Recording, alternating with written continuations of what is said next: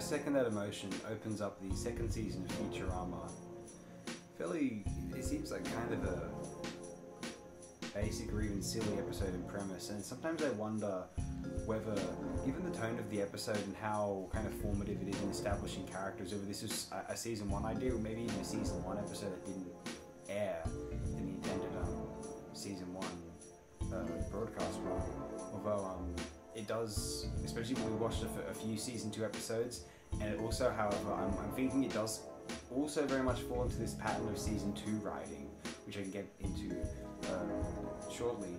Although my thoughts on the episode overall, insofar as its quality goes, I think it's very strong. I don't know if I'd call it a great episode, just because, I mean, it's got such a silly magic premise of, oh, the professor gives Bender a switch and he can feel Leela's emotions. Like, this is absurd. Obviously, it's more magic than it is interesting science fiction, as Futurama is wholly capable of. But nevertheless, the situation it's just a very funny and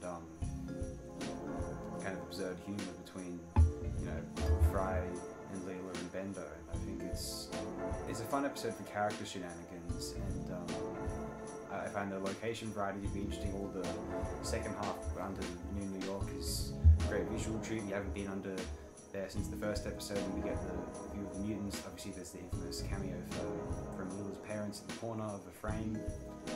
I think I give it a fairly solid thumbs up overall, but I wouldn't call it a major classic.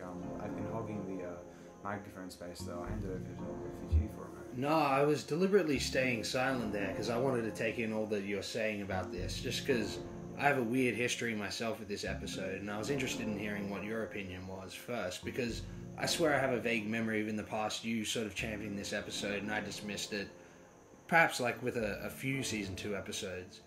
But I was surprised watching it this time was probably the most fun I've ever had with the episode. And I don't know, I guess I rarely watch it, and last couple of weeks we've been watching season 1, which I've seen millions of times, and so I just really appreciated feeling fresh with this one, and I saw it in a new light, at least new comic ways that I hadn't prior, mostly surrounding Bender and Leela, and how Leela then adopts Bender's sort of mindset toward the world, and like his disposition on that's established in the I Roommate episode, obviously. The you're a jerk, I'm a jerk, he's a jerk. And yeah, no, just a great ending. One of the better endings to a Futurama episode as well. Oh sure, that's good. Yeah, very nice and blunt like that. Yeah. Yeah. So I was quite pleased watching it this time, actually. Almost enthralled for the first time with this episode. Oh, so cool. Yeah, I found it really neat. But I do agree with what you said at the end there. Overall, it isn't a classic, but a good way to start a season. Better than most shows can do, especially before you get into the new season groove, you know. And interesting, I never thought about it being a season 1 holdover, but yeah, it does feel a bit like that with certain elements, but I agreed with what you said, where it always, to me, felt like an example of just a typical season 2 episode, and I can't quite articulate how that works. I can't quite pinpoint that, so I'd like to hear what a season 2 episode is from your A season 2 episode is Futurama decided that rather than exploring science, I don't know if they thought this, but they must have. Futurama decided in season 2, rather than exploring science fiction concepts, which I will say are quite abundant in season 3 and 4, season 2 opts for these kind of silly sitcom-y episodes surrounding the characters in the office. Yeah. Often weirdo office place romances and strange things like this. Yeah, Hermes, Zoidberg, Amy, Bender and Leela in this episode / Nibbler. Yeah, I guess the even side when they characters... use like Zap in the next episode, not to go too far. Yeah, all the side characters get an episode for the first time, I guess. Professor with the Cubit episode. Oh, is that season 2? Yes. Oh, I guess we'll be getting to that one. Yeah, that's what I mean by season 2 has always felt like the weakest season to me.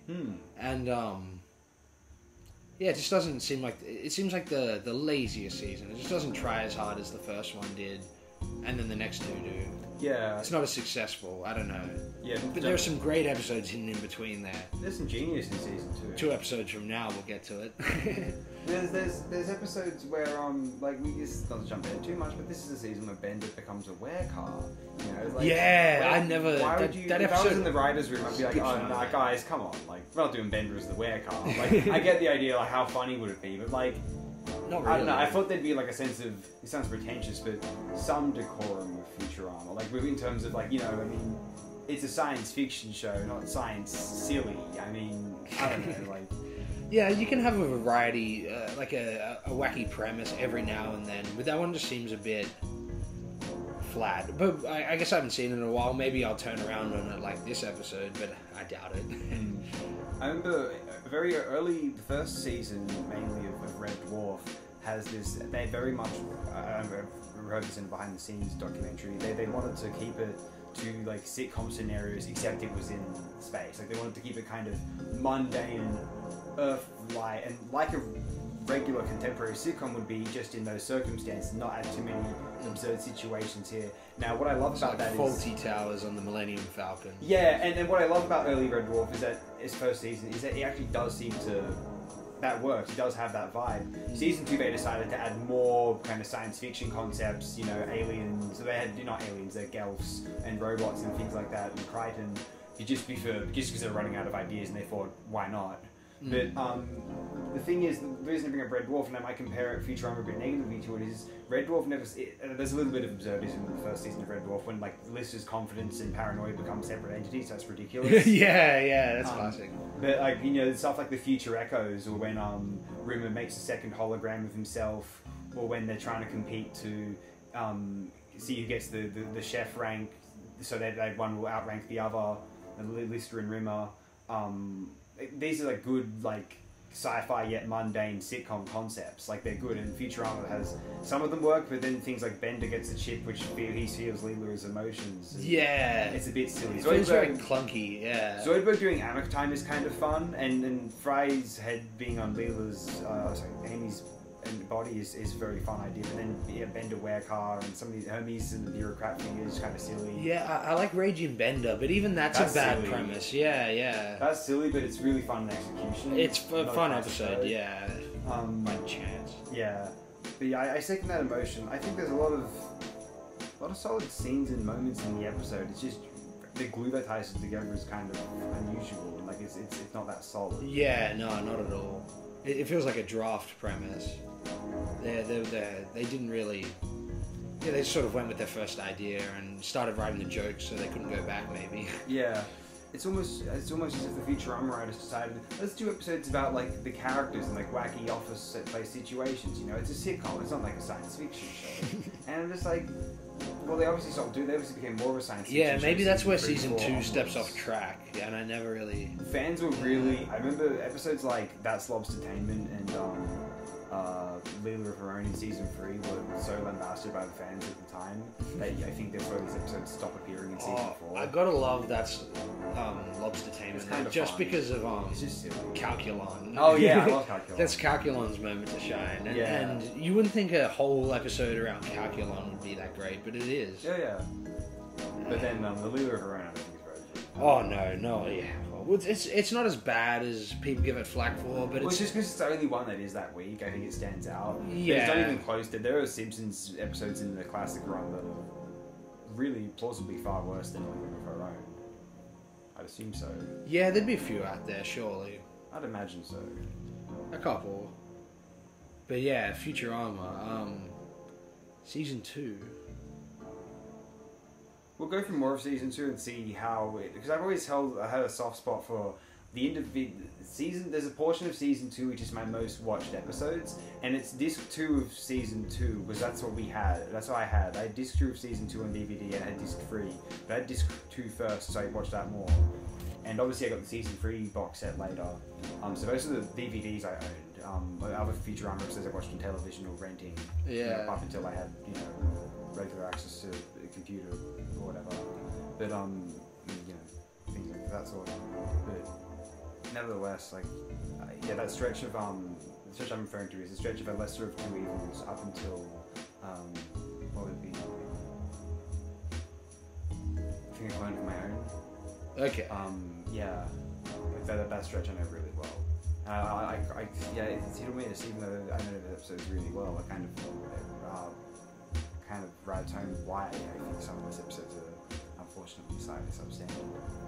But yeah, I don't have that much else to share about Dissecting That Emotion. I don't think it's the strongest premise, or I feel like some of the execution, El Chupa Libre, the mutants, can be pretty fun, nevertheless. Yeah, there's a bunch of funny, like, one-liners, especially to do with Bender's arrogance and things like that. Yeah. And also exploitation jokes about the mutants, which are fun. And the song it's named after is alright. It's campy, cheesy, 70s funk, soul fun. I also appreciate the reference to Beneath the Planet of the Apes. Oh, yeah, the bomb thing. Yeah, I never got that as a kid, but that's a great one. And it's only like, Christmas, Easter. Yeah.